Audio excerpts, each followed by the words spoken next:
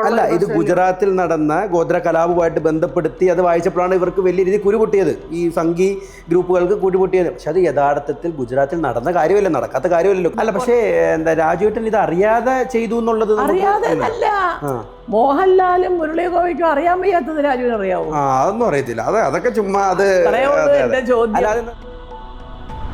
നമ്മുടെ മുരളി ഗോപിയൊക്കെ വരികയും രാത്രിയിൽ അവർ ഒന്നിച്ചിരിക്കുകയും സംസാരിക്കുകയും പിന്നെ അത് കഴിഞ്ഞ് ലാലു എടുക്കുന്ന ഓരോ സീനും ലാലു കണ്ടിട്ടില്ല എന്ന് ഇന്നേ വരെ പറഞ്ഞിട്ടില്ല. ലാലു ഓരോ സീനും ആ പടത്തിലെടുത്തത് ലാലു കണ്ടിട്ടുണ്ട്. അത് ഈ പറഞ്ഞ മഹാന്മാർക്കെല്ലാം അറിയാം. പിന്നെ അദ്ദേഹം കണ്ടു കാണത്തില്ല, അദ്ദേഹത്തിൻ്റെ ഓഫീസിൽ എത്തിച്ചു കൊടുത്തിട്ടുണ്ട്. കുറേ പേരുടെ കമൻസ് വ്യക്തമായിട്ടുള്ള ഐഡിയും ഞാൻ എടുത്തിട്ടുണ്ട്. ഇതാരാണ് പേര് മാറ്റിയിട്ടത് അതൊക്കെ പറയുമ്പോൾ ഇവിടെ ഉള്ളവർക്ക് പിടിക്കത്തില്ല. തള്ള ഇരുന്ന് തള്ളുവാന്ന് പറയുന്നത്. അതുമായിട്ട് തന്നെ ബന്ധപ്പെട്ട് ഒരു ഒരു ഒരു റൂമർ എന്ന രീതിയിൽ കിടക്കുന്നതാണ്. അതിൽ ഏറ്റവും കൂടുതൽ രാജുവേട്ടനെ ഒറ്റപ്പെടുത്തുന്നതിൽ പങ്കുവഹിച്ചത് എന്ന രീതിയിൽ വലിയ റൂമർ, ഭയങ്കരമായിട്ട് എന്താ പറയുക, നമ്മുടെ നാട്ടിൽ പറയും എന്താ കരക്കമ്പി വരക്കുക എന്ന് പറയും. 2-3 പേര് ഒരു മുദ്രാവാക്യം വിളിച്ചു പോയി. അത് ആരൊക്കെയായിരുന്നു എന്നുള്ളത് എല്ലാവർക്കും അറിയാം. നമ്മുടെ അല്ല, പേര് വെളിപ്പെടുത്താൻ പറ്റുമോ? ആരാണ്? അപ്പൊ അതിനിടയ്ക്ക് ഒരു നടിയും ഒരു നടനും പറഞ്ഞു. അതെൻ്റെ മക്കളോട് ഞാൻ പിന്നെ പറയും, അടുത്ത കാലത്ത് പറഞ്ഞു. ഞാൻ പറഞ്ഞു, എനിക്ക് അമ്മയ്ക്ക് ജീവിതത്തിൽ മറക്കാനൊക്കാത്ത ഒരു കാര്യമുള്ളൂ, ഇങ്ങനെ ഒരു വാചകം 2 പേരവിടെ പറയും, 2 പേരുമാണ്. അപ്പോൾ അത് എൻ്റെ മക്കളെ ഞാൻ ചത്താലും മറക്കരുത് എന്ന് പറഞ്ഞിട്ടുണ്ട്. നിങ്ങൾ എൻ്റെ മക്കളെ കാണുമ്പോൾ ചോദിച്ചോ. അതാണ് എൻ്റെ ഏറ്റവും വലിയ സങ്കടം. അത് ഞാൻ എല്ലാവരോടും ഞാൻ പറഞ്ഞിട്ടില്ല.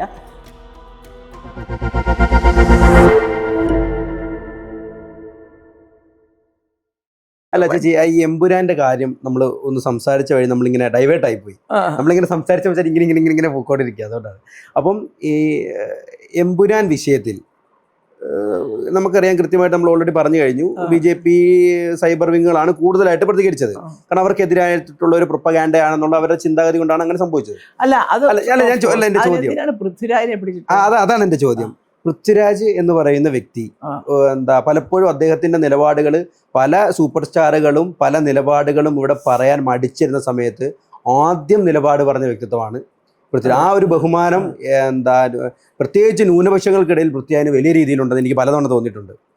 വലിയ രീതിയിലുണ്ട്. എല്ലാവർക്കും ഇഷ്ടമാണ്. അതിൽ കൂടുതൽ എനിക്ക് തോന്നിയിട്ടുണ്ട് ന്യൂനപക്ഷങ്ങൾക്ക് വലിയ ഇഷ്ടം കൂടുതലുണ്ട്. കാരണം അദ്ദേഹത്തിന്റെ നിലപാടുകൾ എപ്പോഴും വർഗീയതയ്ക്കെതിരായിരുന്നു.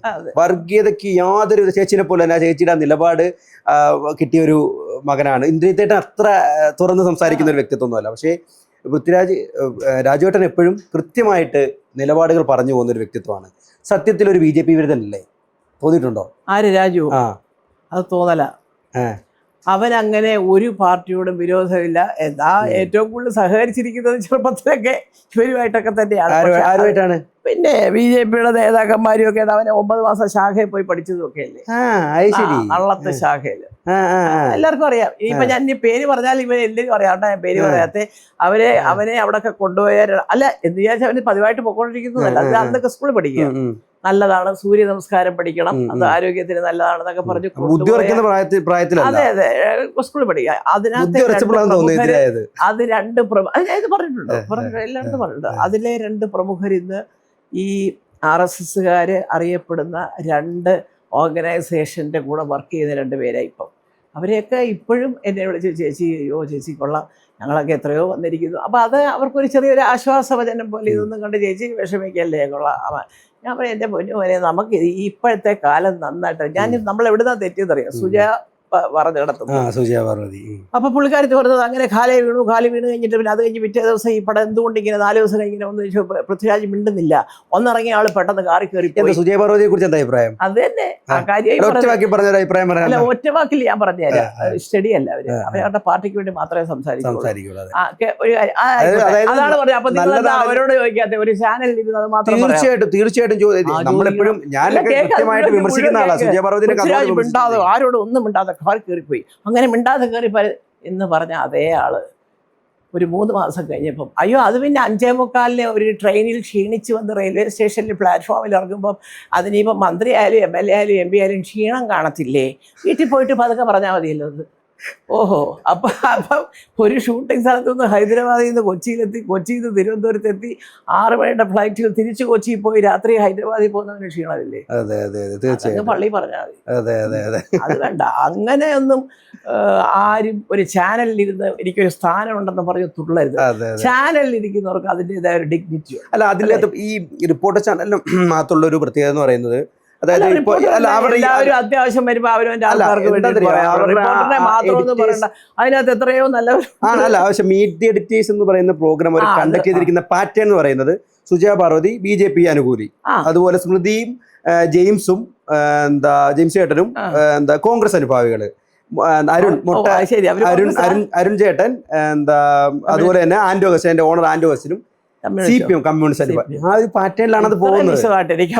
ആണ് അങ്ങനെയാണ് അതിന്റെ പാറ്റേൺ അങ്ങനെയാണ്. എനിക്ക് എന്റെ മകനെ പറയുന്നുണ്ട്, പക്ഷേ ഇവരല്ലേ പണ്ട് പൃഥ്വിരാജ് മിണ്ടാതെ പോയതിന് കുറ്റം പറഞ്ഞ ആള്. ഇത് അവർ പറയുന്നത് ഇപ്പോൾ ഒന്നിറങ്ങിയാൽ ഉടനെ മിണ്ടണമെന്നുണ്ടോ, പിറ്റേ ദിവസം മിണ്ടിയാലും അത് ക്ഷീണം ഉണ്ടാവില്ലെന്ന്. അയ്യേ, അത് ഈ യൂട്യൂബുകാർക്ക് പറയാം. പക്ഷെ ഒരു വലിയ ചാനലാണ് എന്ന് സ്വയം അവകാശപ്പെട്ട 1ാം സ്ഥാനത്തിനും 2ാം സ്ഥാനത്തിനും കിടന്ന് അടിക്കുന്നു എന്ന് പറയുന്ന ഒരു ചാനലിൽ നിന്ന് മാന്യമായിട്ട് സംസാരിക്കണം. പിന്നെ അങ്ങ് സ്പീഡിൽ അങ്ങനെ ഞങ്ങൾ പറഞ്ഞിട്ട് പോയി കഴിഞ്ഞാൽ ഉടനെ നമ്മളെല്ലാവരും അങ്ങ് അംഗീകരിച്ചു കൊടുക്കും. ഒരിക്കലും സത്യം. ഞാൻ പറഞ്ഞത് ആ കുട്ടി പിടിക്കുകയാണ്, നല്ല ഭാഷാജ്ഞാനെ കൊണ്ട് എല്ലാം സംഭവിച്ചു. പക്ഷേ 2 വർത്താനം പറയരുത്. ഒരാൾക്ക് സമയം ബാധകം, വേറൊരാൾക്ക് സമയം ബാധകമല്ല. ഇതൊക്കെ കേൾക്കുമ്പോൾ മല്ലിക ചേച്ചി പറയത്തില്ല. മല്ലിക ചേച്ചി വീട്ടിൽ ഇരുന്ന ഈ TV ഇങ്ങനെ കാണുന്നത്. പക്ഷേ എന്നെ ഇങ്ങോട്ട് എന്താ ചേച്ചി ഇവളല്ലേ പണ്ട് പറഞ്ഞത്. അപ്പം അങ്ങനെ ശ്രദ്ധിക്കുന്നവരുണ്ടെന്നുള്ളത് അവർ വിചാരിക്കണം. ഞാൻ പറയുന്നത് ഇങ്ങനെയുള്ള ആൾക്കാർ ഈ ചെറിയ നിലനിൽപ്പിന്റെ രാഷ്ട്രീയം അല്ലല്ല, ചെറിയ കാര്യങ്ങളിൽ ഇങ്ങനെ ഈ എന്ത് ഗ്രൂപ്പാണെങ്കിലും ശരി, സംഘിയെന്നോ മറ്റേ കൊങ്കിയെന്നോ ഒക്കെ പറഞ്ഞ് ഈ അണികളെന്ന് പറയുന്നവരോ അല്ലെ അതിൻ്റെ സപ്പോർട്ടേഴ്സ് എന്നോ പറയുന്ന വിടുവായത്തരം കൊണ്ട് പ്രധാന പാർട്ടിക്കാണ് ദോഷം ചെയ്യുന്നത്. അല്ലാതെ നമുക്കൊന്നും അല്ല. നമുക്കെന്തുവാ, നമ്മൾ പോകും അതിനകത്ത് കയറി ആർക്ക് കൂത്തുന്നത് ഇവർ നോക്കിക്കൊണ്ടിരിക്കണോ? നമുക്ക് ഇഷ്ടമുള്ള കൂത്തും, നമ്മൾ ഏത് പാർട്ടിയായാലും. പക്ഷെ ഇവരൊക്കെ കാണിക്കുന്ന പ്രവൃത്തികളിലൂടെ ചിലപ്പോൾ ചില ആൾക്കാർ വെറുത്തു പോകും ചില സംഭവങ്ങൾ. എൻ്റെ അമ്മ ഇവരൊക്കെയാണോ ഇനി? അതാ ഞാൻ പറഞ്ഞത്, അവരൊക്കെ പാർട്ടി വളർത്താൻ നോക്കണം. അവരുടെ പെരുമാറ്റത്തിലൂടെ, അവരുടെ ഭാഷയിലൂടെ, അവരുടെ സംസാരത്തിലൂടെ ഒക്കെ പാർട്ടിയെ വളർത്താൻ നോക്കണം. അല്ലാതെ കയറി ഇരുന്ന് ചാനലിൽ ബിസിനസ് കിട്ടാനും റീച്ച് കൂടാനും മറ്റേ ഗ്രാഫ് ഏറ്റവും കൂടി പോകാനും ഒക്കെ ചുമ്മാതെറിയും പറഞ്ഞുകൊണ്ടിരുന്നാലും ശരിയായിട്ട് നിൽക്കത്തില്ല. താഴോട്ട് പോരും. അപ്പോൾ കുഴപ്പം തന്നെ കുറച്ച് ഇടിവ് റിപ്പോർട്ടർ ചാനലൊക്കെ സംഭവിച്ചു തുടങ്ങിയിട്ടുണ്ട്. കാരണം ഒരു നിലപാടിലൊക്കെ കുറച്ച് വെള്ളം അറിയോ, പല ആൾക്കാരും പറയുന്നുണ്ട് എന്തോന്ന് ചേച്ചി രാത്രി ഒരു 7 മണി കഴിഞ്ഞ് എല്ലായിടത്തും നോക്കിയാലും ഒരേ വിഷയം. അതായത് അത്ര കണ്ടന്റ് കിട്ടാൻ ഇവർക്കൊക്കെ ദാരിദ്ര്യമുണ്ട്. എനിക്കറിയാൻ വേണ്ടി ഈ ആശയദാരിദ്ര്യം എനിക്കൊന്ന് ന്യൂസ് ചാനലുകൾക്കാണ് ഏറ്റവും കൂടുതൽ. അയ്യോ, എനിക്കറിയത്തില്ല. എല്ലാവർക്കും ഒരേ സബ്ജക്റ്റാണ്. ഇത് എത്രണ്ണത്തിൽ കേൾക്കും? ശബരിമലയുടെ കാര്യം ഇപ്പുറത്ത് വെച്ചാൽ ശബരിമല, അപ്പുറത്ത് വെച്ചാൽ ശബരിമല, അതിൻ്റെ അപ്പുറത്ത് വെച്ചാൽ ശബരിമല. 3ഉം പറയുന്ന രീതിക്ക് ഒരു വ്യത്യാസം ഉണ്ടെന്നല്ലാതെ സംഗതി ഒന്നാ അല്ലേ? ശബരിമല ചെയ്തതൊക്കെ അത് അയ്യപ്പൻ നോക്കുമെന്നുള്ളതിന് ഉറപ്പാ മോനെ. ഇപ്പൊ ഞങ്ങളുടെയൊക്കെ അനുഭവം വെച്ചോണ്ട് പറയും. നമ്മളൊക്കെ ഈശ്വരനെ വിചാരിച്ച് എന്തിനാണ് ഒന്നും അറിയാൻ വയ്യാത്ത ഒരു അഭിനയിച്ചുകൊണ്ടിരുന്ന ഒരു കുട്ടിയെ വിളിച്ച് ഇപ്പൊ അവിടെയാണ് നമ്മൾ തുടങ്ങിയത്. കുളിച്ചിനെ വിളിച്ചിട്ട് ഇങ്ങനൊരു സബ്ജക്റ്റ് വന്നിട്ടുണ്ട് എന്ന് പറഞ്ഞ് അവരെല്ലാവരും കൂടെ വായിക്കുന്നു, എടുക്കുന്നു, കൊള്ളാം, എടുക്കാൻ പറയുന്നു. ഫുൾ സ്ക്രിപ്റ്റ് എഴുതി കൊണ്ട് കൊടുക്കുകയാണ് മുരളി ഗോപി. ചോദിച്ചു ആരെങ്കിലും, പിന്നെ മുരളി മിണ്ടത്തില്ലായിരിക്കും, അതൊന്നും എനിക്കറിയാൻ വയ്യ. അത് പ്രൊഡ്യൂസ് ചെയ്തത് ആന്റണിയും മോഹൻലാലും. അവരും എൻ്റെ മോനെ ഒന്നും കുറ്റം പറഞ്ഞായിട്ട് ഞാൻ കണ്ടിട്ടില്ല ഇതുവരെയായിട്ടും. അല്ല, അതിൻ്റെ അകത്ത് ഏറ്റവും ശക്തമായ നിലപാടെടുത്തിരിക്കുന്ന മുരളി ഗോപി ചേട്ടനാണ്. അതായത് അല്ല, പുള്ളിയാണ് മിണ്ടിയത്. ആദ്യമൊന്നും മിണ്ടില്ല. പറഞ്ഞു ഓ വിട ആന്റി ഇതൊക്കെ പറഞ്ഞു. അല്ല, ചോദിച്ചപ്പോ എന്താ പറഞ്ഞത്? എന്തിനാ ഇങ്ങനെ വെറുതെ ആവശ്യമില്ല, രാജു ഇതുവല്ലോ അറിഞ്ഞതാണോ? ഇതൊക്കെ ഇങ്ങനെ കുറെ പേരുടെ ജോലി, അത് വിട്ടുള്ള ആന്റി ഇതെന്ന് ഓർത്ത്. അല്ല, പക്ഷേ എന്താ രാജുവേട്ടൻ ഇത് അറിയാതെ ചെയ്തു എന്നുള്ളത് അറിയാതെ അല്ല. മോഹൻലാലും മുരളി ഗോപിക്കും അറിയാൻ വയ്യാത്തത് രാജുവിന് അറിയാവോ? അതൊന്നും അറിയത്തില്ല. അതൊക്കെ ചുമ്മാ അത് ആദ്യം അറിഞ്ഞത് അവരാ. അതെ, അത് കഴിഞ്ഞിട്ട് വന്ന് സ്ക്രിപ്റ്റ് വായിക്കുമ്പോഴേ ഇത്ര വിഷയമാക്കിയത് അല്ലേ? അയ്യോ, മേജർ രവി ഏതാണ്ടൊക്കെ പറഞ്ഞ ഏതാണ്ട് എഴുതി പോക്കറ്റിട്ടുണ്ട് പാവ അയ്യോ മാപ്പ് ഞാൻ തരാൻ മറന്നുപോയത്. അപ്പൊ ഇന്നലെ ഞാനൊരു കോളേജ് പരിപാടിക്ക് പോയപ്പം അവര് പറഞ്ഞു ചേച്ചി വേറെ ഒരെണ്ണം മറന്നുപോയി കേട്ടോ, ഒരാളുടെ ചെക്ക് 30 ലക്ഷം രൂപ പുള്ളി പോക്കറ്റ് വെച്ചിരുന്നു 30 കൊല്ലമായിട്ട് മറന്നുപോയത്. ഇങ്ങനെയൊക്കെ വെറുതെ അവർക്ക് പറയാൻ ഓരോ സംഗതി ഇട്ട് കൊടുക്കുന്നത് ഇവരൊക്കെ തന്നെയാണ്. ഞങ്ങൾ ആരും ഒന്നും പറയുന്നില്ല. മോഹൻലാൽ ഒരു അക്ഷരം വേണ്ടിയിട്ടില്ല, ആന്റണി വേണ്ടിയിട്ടില്ല, മുരളീഗോപി ഒന്നുമേ വേണ്ടിയിട്ടില്ല. പിന്നെ ഈ പറയുന്നവരുടെയൊക്കെ ഉദ്ദേശം എന്താണെന്ന് നമുക്ക് അറിഞ്ഞൂടെ. അവനവൻ ആദ്യം ഒരു വ്യക്തി പിന്നെ കിടന്ന് പ്രസംഗിച്ചിട്ട് അതിന്റെ എമ്പുരാൻ വിഷയത്തിൽ ആശയ സ്വാതന്ത്ര്യം എന്ന് പറയുന്നത് നമുക്ക് ഭീകരമായ വർഗീയവാദം എന്ന് പറയുന്നത് ആദ്യം പടം തുടങ്ങുന്ന ഒരു പേപ്പർ കട്ടിങ്ങാണ്. പടം കണ്ടു ഇങ്ങനെ ഇന്നടത്തൊരു സംഭവം നടന്നു എന്നൊക്കെ പറഞ്ഞു. പിന്നെ കാണിക്കുന്ന ഒരു വലിയ മഹാറാണിയുടെ കൊട്ടാരമാണ്. ആ ഹിന്ദു മഹാറാണി ഇതിൽ ബാധിക്കപ്പെട്ടവരെ കൊണ്ടുവന്ന് താമസിപ്പിച്ച് ഭക്ഷണവും കൊടുത്ത് വിശ്രമിക്കാൻ സ്ഥലവും കൊടുക്കുക.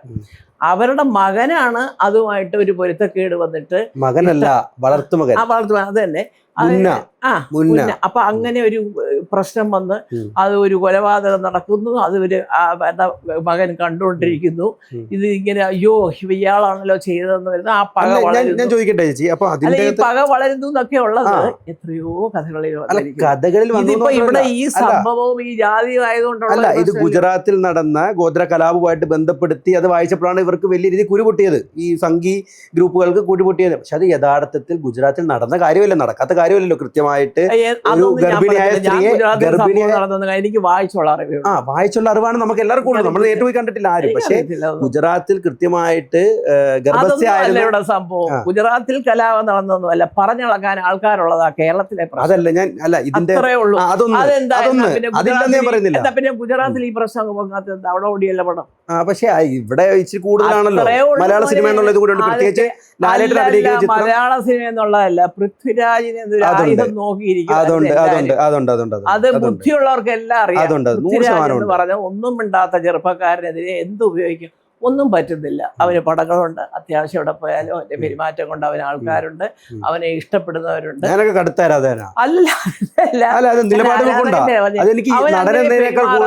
ഏത് ഭാഷയിൽ പോയാലും അവിടെയുള്ളവരെ ബഹുമാനിച്ചും അംഗീകരിച്ചും തന്നെ വളരുന്ന ഒരു കുട്ടിയാണ്. ഓഹോ ഇവനിങ്ങനെ വളർന്നു പോയാൽ പറ്റത്തില്ലല്ലോ എന്നുള്ള ആർക്കാണ്ടൊക്കെ ഉണ്ടായി. അതല്ലേ ഞാൻ പറഞ്ഞു. വേറൊരു പടം കണ്ടിട്ട് ഇറങ്ങുമ്പോ ഈ പടം എങ്ങനെ ഉണ്ട് പോലെ, എമ്പുരാനൊക്കെ ഒരു സിനിമയാണോ ഇതാണ്, എന്തിനാ അവിടെ എമ്പുരാന്റെ കാര്യം പറഞ്ഞു? ഞാൻ അതിന്റെ പ്രൊഡ്യൂസറിനോട് തന്നെ ചോദിച്ചു, ഞാൻ പേരൊന്നും പറയുന്നില്ല. ഒരു പടം കണ്ടിട്ട് ജനം ഇറങ്ങി വരുമ്പോ നല്ല ഭയങ്കര പടമെന്ന് പറഞ്ഞാൽ നല്ല പടം, എങ്ങനെ പടമുണ്ട്? എമ്പുരാനൊരു പടമാണോ? തരുൺ മൂർത്തിയുടെ പോയി അല്ല ഈ പടം എങ്ങനെയാണെന്ന് ചോദിക്കുന്നത് എപ്പോഴും. ഇതാണ് അപ്പൊ എന്താ ഇതിന്റെ അർത്ഥം? അപ്പൊ എമ്പുരാനി കിടക്കുക ഇപ്പോഴും കുറെ പേര് ഇപ്പോഴും പറയുന്നുണ്ട്. ചിലടത്തു നിന്ന് ഇറങ്ങി വരുമ്പോ എമ്പുരാന്റെ കഥയൊക്കെ അതാണ് പറഞ്ഞോണ്ടിരിക്കട്ടെ, നമുക്കതൊന്നും പ്രശ്നമല്ല. ഇതെല്ലാം കണ്ടോട്ട് മുകളിൽ ഒരാൾ ഇരിപ്പുണ്ട്. എന്ന് മുതലേ എന്റെ കുഞ്ഞിന് നേരെ ആയുധമെടുക്കുന്നു. എടുത്തവർക്കൊക്കെ വലിയ ലാഭമൊന്നും ഉള്ളതായിട്ട് ഞാൻ ഒരിക്കലും അതങ്ങനെ വരുള്ളൂ. കാരണം ഞങ്ങൾ ആരെയും ദ്രോഹിച്ചിട്ടില്ല, വേദനിപ്പിച്ചിട്ടില്ല. ഞങ്ങൾ ഭയങ്കര ഈശ്വരവിശ്വാസിയാണ്. അതെല്ലാവർക്കും അറിയാം. ഈശ്വരവിശ്വാസിയാണോ? തീർച്ചയായിട്ടും ഈശ്വരനെ ഇല്ലാന്നൊന്നും പറയുന്ന ആളല്ല. ഇല്ലുമിനാറ്റിയുടെ ഇല്ലുമിനാറ്റി അതൊക്കെ കഥയ്ക്ക് വേണ്ടി ഉണ്ടാക്കിയത്, മുരളീഗോപി ഉണ്ടാക്കിയതാ ഇല്ലുമിനാറ്റി. ഞങ്ങളാരും അല്ല. അല്ല രാജുവേട്ടൻ ഭയങ്കര ഇലുമിനാറ്റിയുടെ ഭാഗമാണ്, ദൈവവിശ്വാസി അല്ല. അല്ല രാജുവേട്ടൻ പക്ഷെ എവിടെയോ പറഞ്ഞിട്ടില്ലേ, ഞാൻ അത്ര അല്ല അങ്ങനെ ഈ എന്നെ പോലെ അമ്പലങ്ങളോട് അതൊന്നുമില്ല ഇല്ല. പക്ഷെ അവൻ ഈശ്വരനെ പ്രാർത്ഥിക്കും. അവന്റെ അതൊക്കെ പടം വന്നിട്ടുണ്ടല്ലോ. അവന് എവിടെയെങ്കിലും പോകുമ്പോ ചെന്ന് അവരുടെ വീട്ടിലുമൊക്കെ പൂജാമുറികളുണ്ട്, തൊഴും, പ്രാർത്ഥിക്കും, അത് കഴിഞ്ഞ് പോകും. അതൊക്കെ ചെയ്യാറുണ്ട്. അല്ലാതെ എൻ്റെ അമ്മ അതെൻ്റെ പ്രായം കൊണ്ടായിരിക്കും. എൻ്റെ ഏറ്റവും ഇഷ്ടം എല്ലാ അമ്പലങ്ങളിലും പോകാറുള്ളതാണ്. ഞാൻ അതുകൊണ്ടാണല്ലോ ഞാനൊരു പരിപാടിക്ക് ഇതിന് നടമുറിക്കുന്ന അങ്ങനൊന്നും ഇല്ല. ഞാൻ ഏത് അമ്പലത്തിൽ വിളിച്ചാലും ഞാൻ പോകും. കാരണം ഞാൻ കേട്ടിട്ടുള്ള അമ്പലങ്ങളാണ് മിക്കതും. മനസ്സിലായില്ലേ? ഇന്ന അയ്യപ്പ ക്ഷേത്രം, ഇന്ന ശ്രീകൃഷ്ണൻ, അല്ലെ ദേവി, അവിടെയൊക്കെ ഞാൻ പോകും. അതുപോലെ തന്നെ നമ്മൾ ഇത് സംസാരിച്ച് വന്നപ്പോൾ നമ്മളൊന്ന് ആ ടോപ്പിക്കിൽ നിന്ന് വ്യതിചലിച്ചു പോയി. കാരണം ഈ നമ്മുടെ എമ്പുരാൻ വിഷയത്തിൽ തന്നെ രാജുവേട്ടനെതിരെ വന്ന ഏറ്റവും വലിയ വിമർശനം എന്ന് പറയുന്നത് ഒരു സീനാണ്. അതിൻ്റെ പ്രധാനമായിട്ടും ഗർഭിണിയായ ഒരു എന്താ സ്ത്രീയെ എന്താ വയറ്റിൽ ശൂലം കുത്തി അവരുടെ ഭ്രൂണം വെളിയിലെടുക്കുന്ന ഒരു രംഗം, അതുപോലെ തന്നെ പീഡിപ്പിക്കുന്ന രംഗം, അതൊക്കെ സത്യത്തിൽ 3000-ഓളം പേർ മരണപ്പെട്ട ഗോദ്ര നടന്നതാണ്. ഞാൻ കിടക്കുന്നില്ല. അല്ല ആ നടന്ന സംഭവം ജനറലി പറയാം. അല്ല ആ നടന്ന സംഭവം അവരൊരുവിധം ഭംഗിയായിട്ട് എടുത്തു നല്ല വൃത്തിക്ക് ചെയ്തിട്ടുണ്ട്. നമ്മളിനി അതിനകത്തെ സീൻ എന്തുവാ, ഇതിനകത്തെ സീൻ എന്തുവാ, അങ്ങനെ വീണ്ടും ഞാൻ ചോദിക്കുന്നത് ആ സീനിന്റെ പേരിൽ എന്താ രാജുവേട്ടൻ മാപ്പ് പറയേണ്ട ഒരു സാഹചര്യം ഉണ്ട്, അതിന്റെ ആവശ്യം ഉണ്ടോ എന്നാണ് ചോദിക്കുന്നത്. അത് യഥാർത്ഥത്തിൽ ഫേസ്ബുക്കിൽ എഴുതിയില്ലേ? മാപ്പ് എന്നുള്ള രീതിയിലല്ല, ആർക്കെങ്കിലും ഒക്കെ അത് ഷെയർ ചെയ്തു. അതെ, മോഹൻലാല് ഷെയർ ചെയ്യരുതായിരുന്നു എന്നുള്ളതാണ് ഞങ്ങളുടെയൊക്കെ അഭിപ്രായം. കാരണം അപ്പോൾ അത് സ്വാഭാവികമായിട്ടും ആശയ സ്വാതന്ത്ര്യം നഷ്ടപ്പെടുന്ന എനിക്ക് ആ പടത്തിനകത്ത് പൃഥ്വിരാജായിട്ട് ഇനീഷ്യേറ്റീവ് എടുത്തിട്ട് ഒരു തെറ്റ് ചെയ്തത് ഒരിക്കലും എനിക്ക് പറയാനൊക്കത്തില്ല. കാരണം ആണെങ്കിലും ശരി, അതിന്റെ എല്ലാ പൂജാ കാര്യങ്ങളും സകലത്തിൽ എങ്ങനെ തുടങ്ങി, ലൂസിഫർ തൊട്ട് ഞാനുണ്ട്. ലൂസിഫറിന് ഞാനാണ് വിളക്ക് കത്തിച്ചതും ഒക്കെ. അത് കഴിഞ്ഞ് ഇവരിത് ഡൽഹിയിലായിരുന്നു, അന്നേരം അവിടെ വെച്ചിട്ട് അതിൻ്റെയൊക്കെ. അപ്പം ഞാൻ അതിൻ്റെ തുടക്കം കാര്യങ്ങൾ ഇതെല്ലാം നമ്മൾ കണ്ടുകൊണ്ടിരിക്കുക. ഞങ്ങളുടെ വീട്ടിലും നമ്മുടെ ഉള്ളിഗോപിയൊക്കെ വരികയും രാത്രിയിൽ അവർ ഒന്നിച്ചിരിക്കുകയും സംസാരിക്കുകയും, പിന്നെ അത് കഴിഞ്ഞ് ലാലു എടുക്കുന്ന ഓരോ സീനും ലാലു കണ്ടിട്ടില്ല എന്ന് ഇന്നേ വരെ പറഞ്ഞിട്ടില്ല. ലാലു ഓരോ സീനും ആ പടത്തിലെടുത്തത് ലാലു കണ്ടിട്ടുണ്ട്. അത് ഈ പറഞ്ഞ മഹാന്മാർക്കെല്ലാം അറിയാം. പിന്നെ അവർക്ക് കുറച്ച് മോഹൻലാൽ വെറുതെ മോഹൻലാലിന് ചെയ്ത പേരുണ്ടാക്കാനായി ഇവരൊക്കെ ഈ വായ്പ നടക്കുന്നത്. അതുപോലെ ഈ നമ്മുടെ രാജുവേട്ടന് എന്താണെങ്കിലും ഉറപ്പിച്ചിരുന്നതാണ് ദേശീയ അവാർഡ്. ആടിന്റെ അത്രയും മികച്ച അഭിനയം ഞങ്ങളൊക്കെ കണ്ണു നിറഞ്ഞ് ഞങ്ങൾ കണ്ടതാണ്. എന്നിട്ട് എന്തുകൊണ്ട് അത് ലഭിച്ചില്ല എന്ന ചോദ്യത്തിനുള്ള ഒരു ഉത്തരമാണ് എമ്പുരാൻ എന്ന് പലരും പറയുന്നുണ്ട്. അതായത് എമ്പുരാനിലെ ആ പൊപ്പകണ്ട കൊള്ളേണ്ടടുത്ത് കൊണ്ടിട്ടുണ്ട്. ബ്ലസ് ചെയ്തല്ലോ, അതിന്റെ ജൂറി ആയിട്ട് ചെയർമാൻ തന്നെ ആ പടം കണ്ടിട്ട് ബ്ലസ് ചെയ്യും, ഒരുപാട് അഭിനന്ദിക്കുകയും എങ്ങനെയാണ് ഇങ്ങനെയാണ് അതിന്റെ എല്ലാ വശങ്ങളെ കുറിച്ചും. AR റഹ്മാന്റെ മ്യൂസിക്, ക്യാമറ, റീ റെക്കോർഡിങ്, റസൂൽ പൂക്കുറ്റിയുടെ എഡിറ്റിങ്, അത് ഇത് ആക്ടിങ്, പൃഥ്വിയുടെ എന്തൊരു പടമാന്ന് പറഞ്ഞ ഒരാളാണ്. പക്ഷെ അതേ ആൾ തിരിച്ചു പറയേണ്ടി വന്നില്ലേ? അപ്പോൾ അതൊക്കെ ചിലപ്പോൾ അതിപ്പോൾ ഞാൻ പറയാം, അത് BJP ഭരിക്കുന്നതുകൊണ്ടോ ഒന്നുമല്ല. കേരളത്തിലും അവാർഡുകൾ വരുമ്പോൾ ചിലപ്പോൾ ചില സ്വാധീനങ്ങൾ കടന്നു കയറാറുണ്ട്. ഹിന്ദിയിലുണ്ട്. അതുപോലെ ഈ അവാർഡ് എന്ന് പറയുന്നത് കുറച്ച് പേര് കാണുന്നൊരു സംഭവം. ഞാനിരുന്നിട്ടുണ്ട് ജൂറിയിൽ. ഞാനിരുന്ന ഒരു ജൂറിയിൽ പണ്ട് ഞങ്ങളൊരു ഇത് കാണുമ്പോഴത്തേക്ക് ഞങ്ങൾ അന്ന് സായാഹ്നം ഒരിടത്ത് പവിത്രൻ്റെ, അപ്പോൾ കുറച്ച് പേര് പവിത്രൻ്റെ ഒരിടത്തിനാക്കി, കുറച്ച് പേര് സായാഹ്നമാക്കി സഹാബി EMS കുറിച്ചുള്ള പടമാണെന്ന് പറഞ്ഞ്. അപ്പോൾ അന്ന് കുമാർ സാഹ്നിയായിരുന്നു അദ്ദേഹം. ഇപ്പം ഇല്ല, ഈ പറഞ്ഞ പോലെ പറഞ്ഞു. അല്ല, എൻ്റെ അഭിപ്രായം ഇതാണ്. പിന്നെ ഓഫ് കോഴ്സ് ഭൂരിപക്ഷ അഭിപ്രായത്തെ ഞങ്ങൾ മാനിക്കുന്നു. അപ്പോൾ അത് സത്യമാണ്. എനിക്ക് അദ്ദേഹത്തിൻ്റെ അഭിപ്രായത്തിനോട് ഞാൻ യോജിക്കുന്നു. എല്ലാം നല്ല പടമാണ്. പക്ഷേ ഒരു ഡിഫറെൻറ്റ് തീം എന്ന് പറയുന്നത് ഒരു പക്ഷേ ചിലപ്പോൾ ഇന്ന പടമായിരിക്കും. അപ്പോൾ എനിക്ക് അങ്ങനെ ഒരു അഭിപ്രായമുണ്ട്. പക്ഷേ എന്തായാലും നിങ്ങളൊക്കെ പറയുന്ന സ്ഥിതിക്ക് സ്വാഭാവികമായിട്ടും ഞാൻ എതിർക്കാൻ ഞാനില്ല. ഞാൻ അതിനോട് പൂർണ്ണമായിട്ട് ഞാനും അനുകൂലിക്കുന്നതായിട്ട് നമുക്കൊരു നോട്ട് എഴുതിയിട്ട് താഴെ ഒപ്പിടാം. അങ്ങനെ ഒരു പ്രൊഫഷനേ ഉള്ളൂ. അല്ലാതെ ഇപ്പോൾ 7-ൽ 5 പേര് ഒരു പടത്തിന് കാണുമ്പോൾ സ്വാഭാവികമായിട്ടും ബാക്കി 2 പേരും കൂടെ അതിൽ ഒപ്പിടും. അത് അവർ മാറി നിന്ന് കഴിഞ്ഞാൽ അത് വലിയ ഇഷ്യൂ ആവത്തില്ലേ? പിന്നെ എങ്കിലും എന്താ കിട്ടേണ്ടിയിരുന്ന ഒരു അവാർഡ് രാജുവേട്ടൻ്റെ നിലപാടുകൾ കൊണ്ട് മാത്രം നഷ്ടപ്പെടും തോന്നുന്നുണ്ട്. അതാ ഞാൻ പറഞ്ഞത്. അതപ്പോൾ ആ ജൂറിയുടെ തീരുമാനമാണ്. അത് സ്വാധീനമുള്ള ജൂറിയോട് പിന്നെ പ്രധാനമന്ത്രി പറഞ്ഞിട്ടാണല്ലേ, ആഭ്യന്തരമന്ത്രി പറഞ്ഞിട്ട് അതൊക്കെ പറഞ്ഞില്ല, യാതൊരു അർത്ഥമില്ല. അവർക്കൊക്കെ 100 സ്വാധീനം ഉണ്ടാവില്ലേ? ഈ ജൂറിയെ നിയമിക്കുന്നത് കേന്ദ്ര ഗവൺമെന്റ് ആണ്. അല്ല, കേന്ദ്ര ഇവർ 2 കൂടാണോ നിയമിക്കുന്നത്? അതിനൊക്കെ വേറെ ഡിപ്പാർട്ട്മെന്റ് ഉണ്ട്. എന്റെ നമ്മുടെ പടം പോയതല്ലേ ഇരകൾ. പക്ഷേ തങ്ങൾക്കെതിരായിട്ട് ഇരകളുടെ കഥ അറിയോ? ഇരകൾ സ്ക്രീൻ ചെയ്യാനേ എടുത്തില്ല. അന്ന് ശ്രീമാൻ സുകുമാരൻ 8 ടെലഗ്രാം അയച്ചു. അതിൻ്റെയൊക്കെ കോപ്പി വേണമെങ്കിൽ അന്വേഷിച്ചാൽ ഗുജറാത്തിലൊക്കെ എല്ലാവർക്കും അറിയാം. Middle men demand cut from payment. അതാണോ എൻ്റെ പടം ഇഗ്നോർ ചെയ്തത് എന്ന് പറഞ്ഞിട്ട് ഈ മിഡിൽമെൻ എന്ന് പറയുന്ന ആൾക്കാരാണ് ഈ പെശക്. മനസ്സിലായോ? സുഗതൻ അയച്ചു അന്ന് പ്രൈം മിനിസ്റ്റർക്ക്, പിന്നെ കൾച്ചറൽ മിനിസ്റ്റർക്ക്. പ്രൈം മിനിസ്റ്റർ രണ്ടാമത് വിളിപ്പിച്ചു ഇരകള്. ഇവിടെ അത് മാത്രമായിട്ട് ഇവിടുന്ന് ഫ്ലൈറ്റ് അയച്ച് ഇട്ടു. പടത്തിന് അവാർഡ് കിട്ടി. ഒന്നും ചെയ്തില്ല. ഇവിടെ ഇരുന്നുകൊണ്ട് ഒരു 5-6 ടെലഗ്രാം അയച്ചു. ഇതാണ് അദ്ദേഹത്തിന്റെ വാചകം. എനിക്ക് ഇന്നും ഓർമ്മയുണ്ട്. അപ്പോൾ അതിനകത്ത് ഇപ്പം അന്ന് പ്രൈം മിനിസ്റ്ററും ആഭ്യന്തരമന്ത്രിയും കൾച്ചറൽ മിനിസ്റ്ററും ഒന്നും അല്ല. ഇതിനകത്ത് ഫെസ്റ്റിവൽ ഡയറക്ടറേറ്റിൽ ഒരുപാട് സംഭവങ്ങളുണ്ട് പോലെ. അവിടെ ചെന്ന് 10 ദിവസം ഇങ്ങനെയൊക്കെ അന്നും കേൾക്കുന്നതാണ്. ഇതൊക്കെ 10 ദിവസം താമസിച്ച് അതിന് വേണ്ടി അത് വർക്ക് ചെയ്യണം, ഹോംവർക്ക് ചെയ്യണം, അത് ചെയ്യണം, ഇത് ചെയ്യണം. മറ്റേ മന്ത്രിയുടെ ആൾക്കാരെ ആദ്യം ഇതൊക്കെ അന്നും പറയും, ഇപ്പോഴും പറയും, ഇനിയും പറയും. മുകളിൽ നിന്നുള്ളൊരു പ്രഷർ കൊണ്ട് അവാർഡ് നഷ്ടപ്പെട്ടു. വലിയ വലിയ ആൾക്കാരുടെ പ്രഷറൊന്നും അവർക്ക് ഈ അവാർഡ് നോക്കാനല്ല നേരം, ഇന്ത്യ നോക്കാൻ നേരമില്ല. അല്ല, പക്ഷേ ഇന്ത്യ മൊത്തം അറിയപ്പെടുന്ന നടനാണ് ഇപ്പോ. Middle man. അല്ല, രാജുവേട്ടൻ പണ്ട് പറഞ്ഞതുപോലെ ഒരു ഇന്റർവ്യൂല് രാജുവേട്ടൻ പറഞ്ഞിട്ടുണ്ട്, എനിക്ക് സ്വന്തമായിട്ട് പ്രൊഡക്ഷൻ കമ്പനി വേണം, അത്യാവശ്യം 4 ഭാഷയെങ്കിലും. അതൊക്കെ ഇപ്പൊ ആയി. അത്തരത്തിൽ അറിയപ്പെടുന്ന ഒരു, അതുകൊണ്ടൊക്കെ ഇലിമിനാറ്റി ആണെന്ന് ജനം സംശയിക്കുന്നതെന്നാ പറയുന്നത്. അല്ല, അതൊക്കെ അപ്പൊ അല്ല, അവന്റെ അച്ഛൻ അയച്ച ടെലഗ്രാമിലെ വാചകങ്ങൾ ഞാൻ പറഞ്ഞു കൊടുത്തിട്ടുണ്ട്. ഇത് എക്സാക്ട്ലി ഇതാണ് തുടങ്ങുന്നത്. Middle men demand cut from payment. ഒരു സ്ക്രീനിങ് അവോയ്ഡ് ചെയ്തത്. എനിക്ക് I want to get an answer from the concerned authorities എന്ന്. അന്നത്തെ പേരൊന്നും ഞാൻ പറയുന്നില്ല. അന്ന് ഫെസ്റ്റിവൽ ഡയറക്ടർ ആയിരുന്ന ഒരാളുണ്ട്. അദ്ദേഹം ഒരു 2 ദിവസം കഴിഞ്ഞപ്പോൾ പ്രിന്റ് അയക്കാൻ പറഞ്ഞു. ഞങ്ങൾ അയച്ചു കൊടുത്തു. ശ്രീകുമാരൻ തമ്പി സാറൊന്നും അല്ലല്ലോ? അല്ലല്ല, അവരൊക്കെ പിന്നീട് വന്നു. അപ്പോ എന്താ, സ്വാഭാവികമായിട്ടും അപ്പൊ അതൊക്കെ എല്ലാ സംസ്ഥാനത്തെ മറ്റേ തമിഴ്നാട്ടിൽ നടക്കുന്നില്ലേ, ഉണ്ട്. കേരളത്തിൽ നടക്കുന്നില്ലേ, നടക്കും. ഇപ്പം ചില ആൾക്കാർ ഇത് ഏത് പടം, ഇത് റിലീസ് ആയിട്ടില്ലല്ലോ പടം, ഇല്ല. അപ്പോൾ ഇത് എങ്ങനെ അവാർഡ് കൊടുക്കും ജനപ്രീതിക്ക്? ഇത് ഞാൻ ചോദിച്ചിട്ടുണ്ടല്ലോ ഇൻ്റർവ്യൂവിൽ. ഏറ്റവും ജനപ്രീതി നേടിയ ചിത്രം എന്ന് പറഞ്ഞാൽ അതിൻ്റെ അർത്ഥം എന്താ? ഏറ്റവും കൂടുതൽ ജനങ്ങൾ കണ്ട് ഇഷ്ടപ്പെട്ട ചിത്രം, അല്ലെ അംഗീകരിച്ച ചിത്രം, അങ്ങനത്തെ പടത്തിനാണ് ഇവിടെ കൊടുക്കുന്നത്. ജനപ്രീതി ജനങ്ങൾക്ക് ഇതുവരെ കാണാതെ കുറച്ച് പേര് കണ്ടിട്ട് പറ്റി അത് വലിയ മൂല്യമുള്ള സിനിമകളാണെന്ന് അത് കണ്ടവർ പറയാം, കാണാത്തവരെന്ത് ചെയ്യും? അപ്പം അതിനകത്തൊക്കെ അത് ഈ പറഞ്ഞതിൻ്റെ അത് സ്വാഭാവികം. എല്ലായിടത്തും അതിൻ്റെതായ ചില സംഭവങ്ങൾ വരും. അതിപ്പോൾ കേന്ദ്രത്തിൽ പോകണമെന്നൊന്നുമില്ല. അവിടെയൊക്കെ ഈ പറഞ്ഞതിന് വിട്ട് അതൊക്കെ വേറെ ആൾക്കാരായി. ഈ ഫെസ്റ്റിവൽ ഡയറക്ടറേറ്റിനകത്ത് എന്തെങ്കിലുമൊക്കെ അങ്ങനെ വഴക്കുണ്ടാക്കി നടക്കുന്നുണ്ടോ എന്ന് എനിക്കറിയില്ല. അപ്പോൾ അതുപോലെ തന്നെ ഇപ്പോൾ ഉള്ള പ്രധാനപ്പെട്ട ഒരു വിഷയമാണ് ചേച്ചി, എന്താ ഈ വർഗീയത നമ്മൾ ഒത്തിരി പറഞ്ഞു. അതിന് അത്യാവശ്യം ചേച്ചിയുടെ നിലപാടുകളും പറഞ്ഞു. ഇപ്പോൾ അത്തരത്തിലൊരു ഭയങ്കര വർഗീയ നിലപാടുകൾ നടത്തുന്ന ഒരു വ്യക്തിയാണ്. അമ്മ എന്തായാലും കാണുന്നുണ്ടാവും, ഈ എന്താ സോഷ്യൽ മീഡിയയിലൊക്കെ വളരെ സജീവമായിട്ട് നിലനിൽക്കുന്നൊരു വേണം ഇപ്പോൾ വെള്ളാപ്പള്ളി നടേശൻ.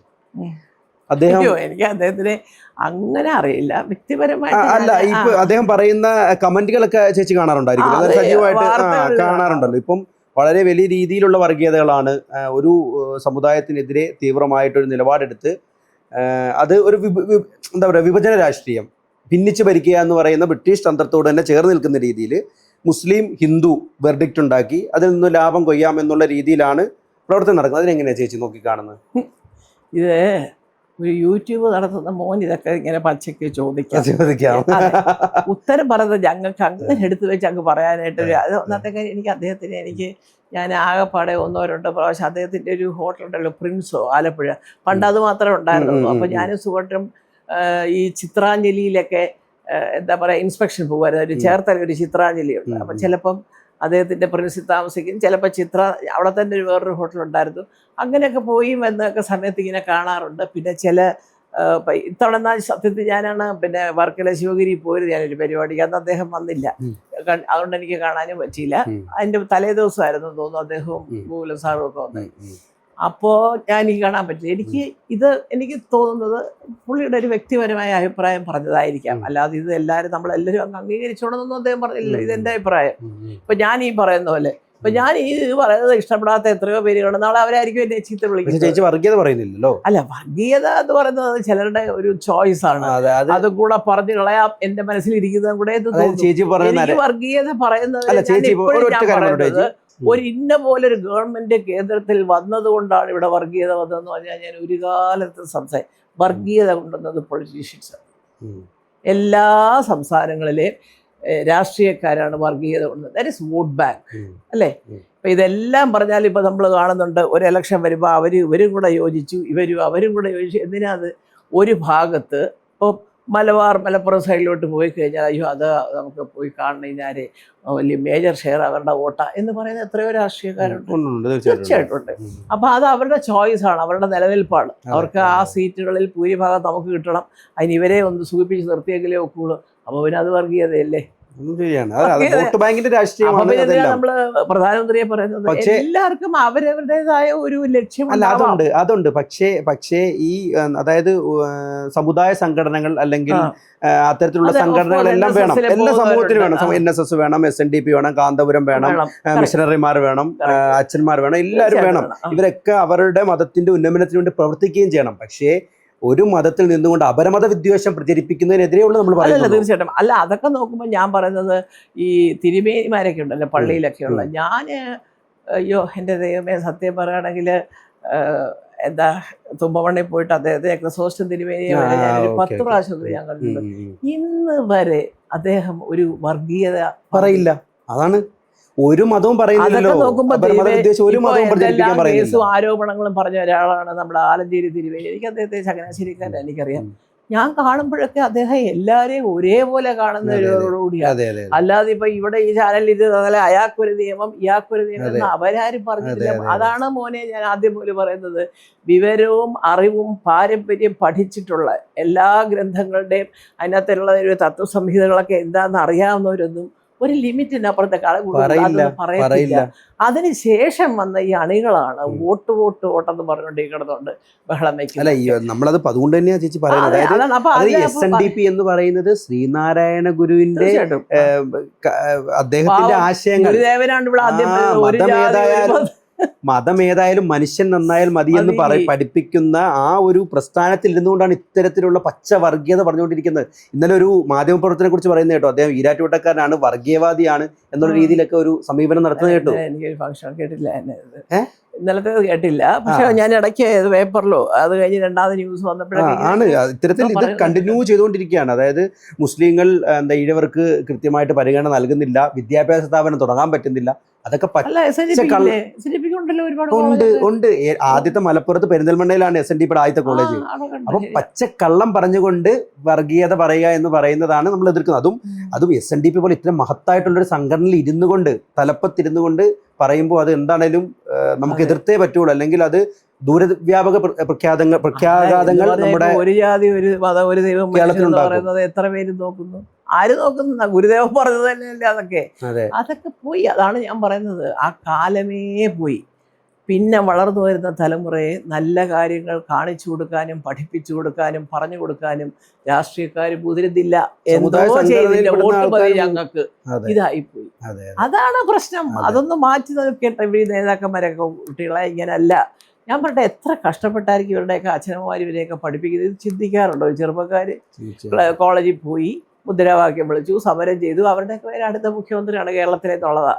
എവിടെ കഷ്ടം, അടിയും കൊണ്ട് തല്ലും കൊണ്ട് ഇതും കൊണ്ട് അങ്ങോട്ട് കഴിഞ്ഞ് വീട്ടിൽ ചെല്ലുമ്പോൾ അച്ഛനമ്മയോ എന്തായാലും എൻ്റെ മോനെ എന്തോന്ന് അവരുടെ കൊച്ചിനെയും കൊണ്ട് ആശുപത്രിയിൽ പോയി. ഇത് തന്നെ അച്ഛനും അമ്മയ്ക്കും ജോലി. അതാണ് ഞാൻ പറഞ്ഞത്. അതിൻ്റെ ആ സിസ്റ്റം ഒന്ന് മാറ്റിയിട്ട് എനിക്ക് 2 കാര്യങ്ങളാണ് സത്യം പറഞ്ഞാൽ എനിക്ക് തോന്നുന്നത്. അത് പറയുമ്പോൾ പിണറായിക്ക് ചെയ്യാൻ പറ്റുമായിരിക്കും. സോഷ്യൽ മീഡിയയിൽ ഒരു സെൻസറിങ് കൊണ്ടുവരണം, ഫസ്റ്റ് വൺ. കാരണം എന്ത് പെൺപിള്ളാരും അനാവശ്യം പറയുക, ഒരു ഭാഗത്ത് എന്തും തോന്നിയവാസമെന്നും പറഞ്ഞുകൊണ്ട് തെറി പറയുക, കുറേ ജാതിയും മതവും പറഞ്ഞിട്ട്. ഇതിനൊക്കെ ഒരു സിനിമയിലുണ്ടല്ലോ, മിണ്ടിയാലുടനെ സെൻസറിങ്. അതിനെക്കാട്ടി വൃത്തികേടല്ലേ ഇവിടെ നടക്കുന്നതൊക്കെ, ഈ സോഷ്യൽ മീഡിയ നടക്കുന്നത്. അപ്പോൾ അത് അവന് കാശുണ്ടാക്കാൻ അല്ലല്ല, കാശുണ്ടാക്കാൻ അന്തസ്സായിട്ടുള്ള വഴികൾ ഒരുപാടുണ്ട്. എത്ര നല്ല യൂട്യൂബുകളുണ്ട്, അല്ല വളരെ ഇൻഫോർമേറ്റീവ് ആയിട്ട് ഉള്ള കാര്യങ്ങൾ പറയുന്നവരില്ലേ. അത് ചെയ്താൽ മുഖ്യമന്ത്രിയുടെ എനിക്കൊരു വലിയ അപേക്ഷകളാണ്. അതൊന്നും ചിന്തിക്കണം. കാരണം ഒരു കാര്യമില്ലാതെ അദ്ദേഹത്തിൻ്റെ അടക്കം കുടുംബാംഗങ്ങളെ അടക്കം അവരെ ഞങ്ങളൊക്കെ വെറുതെ വിടുമോ? ഒരു കേരളത്തിലെ എന്ന് പറയുന്ന പോലെ അതൊരു വിനോദമായിട്ട് മാറുന്നുണ്ട്. അതിനൊരു ശക്തമായ ഒരു നിലപാട്. അതുപോലെ നമ്മുടെ മാധ്യമത്തിലൂടെ ആവശ്യപ്പെടുകയാണല്ലേ സോഷ്യൽ മീഡിയ സെൻസറിംഗ്. അത് വേണ്ട തന്നെയാണെന്ന് ഇവിടെ അന്നാളിലെ സീരിയല് ഞാനൊന്ന് നമ്മുടെ നടൻ പ്രേംകുമാർ എനിക്ക് വലിയ ഇഷ്ടമാണ്. എനിക്കിപ്പോഴും ഞാൻ വിചാരിക്കുന്നത് എന്തിനാണ് മാറ്റിയതല്ലേ. അതെനിക്ക് സജി ചെറിയാൻ സാറിനോട് ഒരു പരാതിയുണ്ട്. അങ്ങനെ മാറ്റാൻ പാടില്ല. ഇല്ല, അത് മാത്രമല്ല, കുറച്ച് കാലമേ ഉള്ളൂ. അത് മാത്രമല്ല പുള്ളിക്ക് പെരുമാറാൻ അറിയാം. അതെ ശരിയാട്ടോ, നല്ല നിലപാടുള്ള സാറ് ഈ പറഞ്ഞതിന്റെ കൂട്ടാ പെരുമാറാൻ അറിയാം. കേരളത്തിൽ എങ്ങനെ ആയിരിക്കണം ആൾക്കാരോട് നിൽക്കേണ്ടത് അറിയാം. വളരെ സാധാരണക്കാരനെ പോലെ പെരുമാറുന്ന ഒരു 4-5 മാസം ഉള്ളപ്പോൾ പുള്ളിയെ മാറ്റിയതിന്റെ പിന്നുള്ള ചേതോവികാരം ആരുടേതാണെന്ന് നമുക്കറിയാൻ അറിയത്തില്ല. പിന്നെ അതൊന്ന്. പിന്നെ സിനിമാ സംഘടന എല്ലാം പെർഫെക്റ്റ് ആണെന്ന് എനിക്ക് അഭിപ്രായമില്ല. അത് സജി ചെറിയാൻ സാറോടൊന്ന് മനസ്സിലാക്കണം. സാറ് ചിലപ്പോൾ വിചാരിച്ചിരിക്കുന്നത് മെജോറിറ്റിയുടെ ഒപ്പീനിയനാണ്. നോ, അവിടെ ഒരു മെജോറിറ്റി ഇപ്പോഴില്ല. അവർക്ക് ഓരോരുത്തർക്കും ഓരോ അഭിപ്രായമാണ്. അത് വെച്ച് കാച്ചിക്കൊണ്ട് ആളാവാൻ നോക്കുക ഒരു മൈക്ക് കിട്ടുമ്പോൾ. ഇതൊക്കെ ഞാനിത് അവിടെ പറയുന്ന കേട്ടോ, അല്ല അതിപ്പോൾ ഒരു രഹസ്യമായിട്ട് ഞാൻ പറയുന്നത്. എല്ലാവരും ഒന്നിച്ച് നല്ല രീതിയിൽ പ്രവർത്തിച്ചാൽ സിനിമാ സംഘടനകൾ നന്നായിട്ട് കൊണ്ടുപോകാമെന്ന് തെളിയിച്ചവരുണ്ട് ഇവിടെ. ഇതിനു മുമ്പേ ഇന്നസെന്റ് ഏട്ടൻ വരെ അല്ലേ? അതെ അതെ. പിന്നെ അത് കഴിഞ്ഞ് ഇപ്പൊ ഈ പറയുന്നവരുണ്ട് മോഹൻലാലിനും മമ്മൂട്ടി ഇല്ലാതെ ഞാൻ ആദ്യം പറഞ്ഞ ഞാനത് ഒരു സംഘടനയെ കുറിച്ച് നിങ്ങൾക്ക് ചിന്തിക്കാൻ പറ്റും. എന്തോ പ്രോഗ്രാം കിട്ടും ബാക്കിയുള്ളവരെല്ലാവരും കൂടി ഇപ്പൊ ഈ പറയുന്നവരെല്ലാവരും കൂടെ ചെന്ന് അങ്ങ് പരിപാടി ഒന്നും ഇപ്പൊ നടക്കുന്നുണ്ട് അവിടെ. ഈവൻ ഈ അടുത്ത കാലത്ത് ഞാൻ കേട്ടതാണ്, ഞാൻ പിന്നെ അതിനെപ്പറ്റി അന്വേഷിക്കാറില്ല, നമ്മളൊക്കെ പ്രായം കഴിഞ്ഞു. ശ്വേത വരെ എന്തോന്നോ ഒരു ഡിഫറൻസ് ഓഫ് ഒപ്പീനിയനിൽ മാറി നിൽക്കുകയാണ് എന്തോന്നോ. അതല്ല, എനിക്ക് കുറച്ച് മെസ്സേജുകൾ വന്നിരുന്നു. അടുത്ത ജനറൽ ബോഡിയിൽ പറയുന്നതോ ശ്വേതയ്ക്ക് ചില പ്രയാസങ്ങളുണ്ടായി, ചില കാര്യങ്ങൾ ശ്വേത അറിഞ്ഞില്ല. ഇതൊക്കെ ഉള്ളതാണോ കള്ളതാണോ എന്നറിയാം. അതല്ല, സംഘടന എന്ന് പറഞ്ഞാൽ എന്താണ്? നമ്മൾ സംഘടിക്കുന്നതാണ് സംഘടന, അല്ലേ? പണ്ട് നമ്മൾ പറയായിരുന്നു ക്ഷേമത്തിന് വേണ്ടിയുള്ളതാണ്. എന്തിനായാലും ശരി, ഒരു റെസിഡൻസ് അസോസിയേഷൻ എന്ന് പറഞ്ഞാൽ പോലെ അതൊരു സംഘടന. ഒരു ഭാഗത്ത് താമസിക്കുന്ന ആൾക്കാരുടെ അവർ ഒറ്റക്കെട്ടായിട്ട് നിന്നാൽ അവിടെ ഓടയും വരും, റോഡും വരും, പൈപ്പും വരും, വെള്ളവും വരും, എല്ലാം വരും. ഒന്നിച്ച് നിൽക്കണം, അവിടെയാണ് പ്രശ്നം. ഇതേത് സംഘടനയായാലും അതൊരു ഉദാഹരണമാണ്. അപ്പൊ ആ രീതിയിൽ വേണം സംഘടനകളും പ്രവർത്തിക്കാൻ. അങ്ങനെയൊക്കെ വെച്ച് നോക്കുമ്പോൾ ബഹുമാനപ്പെട്ട മുഖ്യമന്ത്രിയുടെ എനിക്ക് സിനിമാക്കാരായാലും രാഷ്ട്രീയക്കാരായാലും ഇനി അല്ലാതെയുള്ള യൂട്യൂബുകാരും സോഷ്യൽ മീഡിയയും ഇതിനൊക്കെ ഒരു കർശനമായ നിർദ്ദേശങ്ങൾ കൊണ്ടുവരിക. സത്യം പറയട്ടോ, ഞാൻ അദ്ദേഹം കണ്ടു കാണത്തില്ല, അദ്ദേഹത്തിന്റെ ഓഫീസിൽ എത്തിച്ചു കൊടുത്തിട്ടുണ്ട്. കുറെ പേരുടെ കമന്റ്സ്, വ്യക്തമായിട്ടുള്ള ഐഡി ഞാൻ എടുത്തിട്ടുണ്ട്. ഇതാരാണ് പേര് മാറ്റിയിട്ടത്, അതൊക്കെ പറയുമ്പോൾ ഇവിടെ ഉള്ളവർക്ക് പിടിക്കത്തില്ല. ഇരുന്ന് തള്ളുവാന്ന് പറയും. ഗുരുവായൂരപ്പന്റെ പടം ഇട്ടേച്ച് ഫേക്ക് ഐഡിയുടെ ഫോട്ടോയാ. ഒന്ന് ഗുരുവായൂരപ്പൻ, ഒന്ന് ആരാണ്ടടെയോ ഒരു കുഞ്ഞ്, ഒന്നൊരു സുന്ദരി പെണ്ണ്. ഇതൊന്നും ഇവരാരുമല്ല. അത്രയ്ക്കൊണ്ട് നട്ടലിന് ബലം. അന്ധമായിട്ട് അവന്റെ പടം ഇട്ടെന്താ? അതില്ല. അപ്പൊ ഇതൊക്കെ തന്നെ ഇത് പെട്ടെന്ന് അങ്ങോട്ട് തിരുത്തി മാറ്റാവുന്ന കാര്യങ്ങളല്ല. ഇതിനൊക്കെ ചില ചില്ലറ നിയമങ്ങളൊക്കെ കൊണ്ടുവന്നാൽ മാറ്റാം. ഞാൻ പറഞ്ഞത്, ഇവർക്കൊക്കെ കഴിവുള്ളവരാണെങ്കിൽ ഇവരെന്തിനാ ഈ വല്ലവന്റെയും കാര്യങ്ങളെ കുറിച്ച് ചിന്തിച്ച് അതാണ് ഞാൻ പറഞ്ഞത്. എത്രയോ കാര്യങ്ങൾ ഫ്രാങ്ക് ആയിട്ട് ഇങ്ങനെയൊക്കെ ചോദിച്ച് ക്ലിയർ ചെയ്ത് ഇത് വായിക്കാനാ കൂടുതൽ ആൾക്കാര്. അല്ലാതെ ഇവരുടെയൊക്കെ തെറി വായിക്കാൻ ആരും. ഇത് കുറെ ഫാൻസ് പിള്ളേർ അങ്ങോട്ടും ഇങ്ങോട്ടും കിടന്ന് തെറി വിളിക്കുന്നതാണ്, അല്ലാതെ അതിനപ്പുറത്ത് ചെയ്യാനാ ഒരു പണിയില്ലാത്തവരുടെ പരിപാടി. നമ്മളാരും ഒന്നും വായിക്കാറ് പോലും ഇല്ല, സത്യം പറയട്ടെ. ഓരോരുത്തർ പറയും ഇങ്ങനെ എഴുതി ചേച്ചിയെ, അങ്ങനെ എഴുതി മോനെ, എഴുതിക്കോട്ടെ മോനെ, പാവം ഐറ്ററേഷൻ വായിക്കണ്ടേ. അതേ ഉള്ളൂ. അപ്പം എന്താ അമ്മ സംഘടന, അല്ലെങ്കിൽ ഇപ്പൊ സംഘടന സംബന്ധമായിട്ടുള്ള കാര്യങ്ങൾ പറഞ്ഞു തുടങ്ങിയത് കൊണ്ട് എന്താ ഒരു സമയത്ത് രാജുവേട്ടനെ ഏറ്റവും കൂടുതൽ മാറ്റി നിർത്തിയ ഒരു സംഘടനയാണ്. വളരെ മുമ്പാണ്. അല്ല, അതിനുശേഷം അവർ തന്നെ തിരുത്തപ്പെട്ടു. ഇപ്പോ ദിലീപിന്റെ ഇഷ്യൂ വന്നതിന് ശേഷം ഒരുപാട് മാറ്റങ്ങൾ സംഘടനയിൽ വന്നതായിട്ട് ഒരുപാട് റിപ്പീറ്റ് ചെയ്ത് വരും. ഞാൻ ഇത് പറയാത്ത ഇന്റർവ്യൂകൾ എങ്കിൽ പോലും ഞാൻ ചോദിക്കുന്നത് അതുമായിട്ട് ബന്ധപ്പെടുത്തി തന്നെയാണ് ചോദിക്കുന്നത്. സ്വാഭാവികമായിട്ടും ഇന്നും സോഷ്യൽ മീഡിയയിൽ കറങ്ങി നടക്കുന്ന അതിന് ചേച്ചി എന്നെ മറുപടി പറയുകയാണെങ്കിൽ, അമ്മ എന്നെ മറുപടി പറയുകയാണെങ്കിൽ നമുക്ക് കൃത്യമായിട്ട് ഒരു ഉത്തരം ജനങ്ങൾക്ക് കൊടുക്കാൻ സാധിക്കും. അതായത് അന്ന് അമ്മ എന്ന് പറയുന്ന സംഘടന ഉണ്ടാക്കിയ സമയത്തെ ഉദ്ദേശങ്ങളൊക്കെ വളരെ നല്ലതായിരുന്നു. അത് അങ്ങനെ കൊണ്ടുപോയി വലിയ പ്രശ്നങ്ങളില്ലാതെ താരദേശങ്ങളും അതും ഇതുമൊക്കെ ആയിട്ട് കുറച്ച് പൈസ സമ്പാദിച്ചു. അപ്പൊ പല നല്ല സ്കീംസും അവിടെ കൊണ്ടുവന്നു. അതെല്ലാം കൂടെ കഴിഞ്ഞ് പിന്നെ വന്നപ്പോഴത്തേക്ക് അതിനകത്ത് ഗ്രൂപ്പിസമായി. മനസ്സിലായില്ലേ? കുറച്ച് പേര്, അതായത് പടം കൂടുതലുണ്ടെങ്കിൽ സ്വാഭാവികമായിട്ട് അവരെ വെറുപ്പിക്കാനൊരു മടിയുണ്ടാവും. ഇപ്പൊ മോഹൻലാൽ എന്ന് പറയുന്ന ഒരു വലിയ മലയാള സിനിമയുടെ സംഭവമാണ് അദ്ദേഹം വല്ലതും പറയുമ്പോൾ ഓപ്പണായിട്ട് പറഞ്ഞാൽ വല്ലതും തോന്നുന്നു. അത് പറയാൻ അടുപ്പമുള്ളവരുണ്ട്, അവരെ കൊണ്ട് പറയിപ്പിക്കുകയും ചെയ്യാം. ഇപ്പൊ മമ്മൂട്ടി ഒരു കാര്യം പറഞ്ഞാൽ ലാലു കേൾക്കാതിരിക്കും, അങ്ങനെയല്ല. അവർ തമ്മിൽ അത് ഡിസ്കസ് ചെയ്യുമല്ലോ, അനുസരിക്കും എന്നുള്ളതല്ല ഞാൻ പറയുന്നത്. അത് തീർച്ചയായിട്ടും അതിനുള്ള അവസരം ഉണ്ടാക്കുകയാണ് ഈ കൂടെ നടക്കുന്നവർ ചെയ്യേണ്ടത്. അല്ലാതെ ഇവരുടെ അഭിപ്രായം അടിച്ചേൽപ്പിക്കുക, എന്നിട്ട് ഇത് ഇപ്പുറത്തോട്ട് പറയുക. ഇങ്ങനെ വന്ന് ഇന്നസെൻ്റ് ഏട്ടൻ പോയി കഴിഞ്ഞപ്പോൾ തൊട്ട് അതിനു മുമ്പേ രാജുവിനുള്ളത് എന്താണെന്ന് വെച്ചാൽ, പണ്ട് അങ്ങനെ ഒരു വിലക്ക് എല്ലാ സിനിമയിൽ ആരും അഭിനയിക്കാൻ പാടില്ല എന്ന് പറഞ്ഞ സമയത്ത് അഭിനയിച്ചു നോക്കാം. അതിൻ്റെയൊക്കെ കാരണങ്ങൾ ഞാൻ ഒരുപാട് പറഞ്ഞിട്ടുണ്ട്. അതുമായിട്ട് തന്നെ ബന്ധപ്പെട്ട് ഒരു റൂമർ എന്ന രീതിയിൽ കിടക്കുന്നതാണ്. അതിൽ ഏറ്റവും കൂടുതൽ രാജുവേട്ടനെ ഒറ്റപ്പെടുത്തുന്നതിൽ പങ്കുവഹിച്ചത് ദിലീപേട്ടനാണ് എന്ന രീതിയിൽ വലിയ റൂമർ. ഭയങ്കരമായിട്ട് എന്താ പറയുക, നമ്മുടെ നാട്ടിൽ പറയും കരക്കമ്പി വരക്കുക എന്ന് പറയും. മൊത്തം ജനങ്ങളിൽ എൻ്റെ അടുത്ത് തന്നെ ഒരുപാട് ആൾക്കാർ ഓരോ പടത്തിൻ്റെ കാര്യം പറയുമ്പം അനന്തഭദ്രം മുതൽ ഇങ്ങോട്ട് പറയുമ്പോൾ ഒരു കാരണവശാലും പൃഥ്വിരാജിനെ അഭിനയിപ്പിക്കരുത് എന്ന് പറഞ്ഞത് ദിലീപാന്ന് പറഞ്ഞിട്ടുണ്ട്. ഞാൻ ഇന്ന് വരെ ദിലീപിനോട് ചോദിച്ചിട്ടില്ലല്ലോ, ദിലീപ് പറയട്ടെ അല്ലെങ്കിൽ ഞാൻ എന്തെങ്കിലും ചോദിച്ചിട്ടുണ്ടോ എന്ന് പറഞ്ഞിട്ടുണ്ട്. പിന്നെ കുറച്ച് പേര് അത് എന്താണെന്ന് അറിയാൻ വയ്യ, പൃഥ്വി കയറി വരുമോ എന്നുള്ളതുകൊണ്ടാണോ എന്ന് പുള്ളി ഇങ്ങനെ പറയാറുണ്ട്. അത് കഴിഞ്ഞ് ഞാൻ ആ റോമിയോ എന്ന് പറഞ്ഞ പടത്തിൽ രാജസേനൻ വിളിച്ച് അദ്ദേഹത്തിന്റെ അമ്മയായിട്ട് അഭിനയിച്ചു. എന്നോട് ഒരു വിളക്കവും കാണിച്ചില്ല, ഒന്നും കാണിച്ചില്ല. അപ്പൊ എനിക്കൊന്നും തോന്നി. അത് കഴിഞ്ഞ് പിന്നെ പറഞ്ഞു, ചേച്ചി അയ്യോ അവിടെ നടക്കുന്നത് പുള്ളി ഇങ്ങനെ ഉള്ള സംഘടനകളൊക്കെ രണ്ടാക്കി എല്ലാത്തിൻ്റെയും തലപ്പത്ത് പുള്ളി കയറി വന്നിട്ട് പിന്നെ രാജു. ഞാൻ പറഞ്ഞു ഈ രാജുവിനെതിരെ തോന്നാനുള്ള കാര്യം എന്തുവാ? അതൊക്കെ കഴിഞ്ഞാണെങ്കിൽ അത് മറ്റേ മീറ്റിംഗ്, അത് ഇതാ മീറ്റിംഗ്, അതൊക്കെ പിന്നീടൊക്കെ എത്രയോ കാലം കഴിഞ്ഞിട്ടാ. അതിന് മുമ്പേ അങ്ങ് പറഞ്ഞ് സ്ഥാപിച്ചു വെച്ചിട്ടുണ്ട്. അതെന്താന്ന് വെച്ചാല് ഞാൻ പറഞ്ഞുതരാം. എനിക്ക് തോന്നുന്നു ഈ രാജു പണ്ട് അമ്മയിലിരുന്ന കാലത്ത് മാപ്പ് പറയണം എന്നൊക്കെ പറഞ്ഞ സമയത്ത് അത് സത്യമാണ്. ഞാൻ കണ്ടതാ 2-3 പേര് പുറകെ കൂടെ വേണം, ഖേദം എന്ന് പറഞ്ഞാൽ പോരാ, മാപ്പെന്ന് പറയണം, പോയവനെ തിരിച്ചു വിളി. അത് വിനയൻ സാറിന്റെ പടം നടക്കുക ഷൂട്ടിങ്, തിരിച്ചു വിളിക്കുക എന്നൊക്കെ പറഞ്ഞു. അപ്പം അതൊക്കെ ഞാൻ പറഞ്ഞ കാര്യങ്ങളാണ്. അതിൽ എനിക്ക് മമ്മൂട്ടിയുടെ മാത്രമേ ഉള്ളൂ കടപ്പാട് ആ ദിവസം. അപ്പൊ അത് മാത്രമാണല്ലേ പറഞ്ഞത്? അതായത് മകനാണ്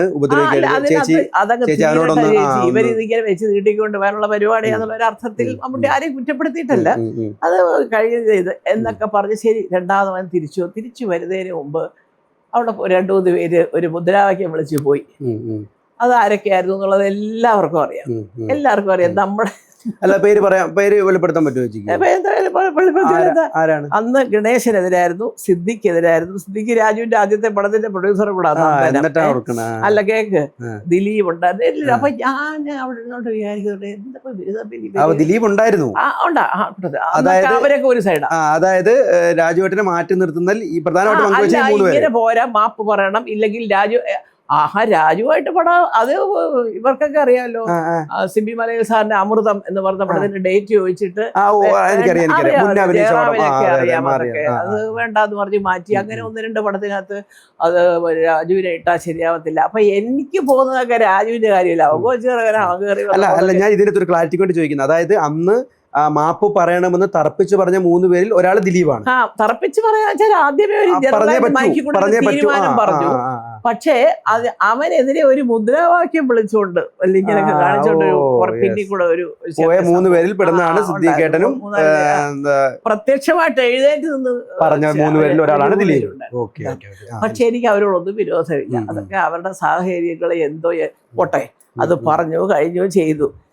എന്താ സംഭവം എന്ന് വെച്ചാൽ എനിക്ക് അപ്പോഴും മനസ്സിൽ തോന്നി രാജു എന്നൊരു 10-21 വയസ്സേ ഉള്ളൂ, അവൻ കയറി വരും എന്നുള്ളത് എനിക്കറിയാം. അത് ഇവരുടെ കയ്യിലാണോ അവന്റെ ജീവിതം ഇരിക്കുന്നത്?